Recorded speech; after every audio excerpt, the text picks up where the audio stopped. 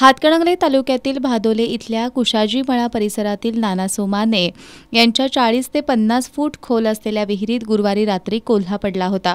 कोल्ह्याच्या ओरडण्यानं शेताचे मालक नाना सोमाने यांनी विहिरीत जाऊन पाहिलं असता त्यांना कोल्हा पडलेला दिसला। त्यांनी काही शेतकऱ्यांच्या मदतीनं कोल्ह्याला बाहेर काढण्याचा प्रयत्न केला, पण त्यांना त्यात यश आलं नाही। त्यानंतर त्यांनी ही माहिती निसर्गप्रेमी मित्र मंडळाचे अध्यक्ष डॉक्टर अमोल पाटील यांना दिली। डॉक्टर अमोल पाटील यांनी तात्काळ परिमंडळ वन अधिकारी साताप्पा जाधव यांच्याशी संपर्क साधला आणि वन्यजीव बचाव पथकाच्या सहाय्यानं कोल्ह्याला बाहेर काढण्याचं काम सुरू केलं। 2 तासांच्या अथक प्रयत्नानंतर कोल्ह्याला सुखरूप विहिरीतून बाहेर काढण्यात आलं।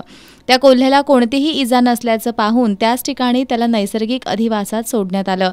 या बचाव कार्यात वन्यजीव बचाव पथकातील अमोल चव्हाण, मतीन बागी, ओंकार काटकर, माळी, आशुतोष सूर्यवंशी, निसर्गप्रेमी मित्र मंडळाचे डॉक्टर शुभम करडे, प्रणव कांबळे यांच्यासह स्थानिक शेतकऱ्यांनी सहभाग घेतला।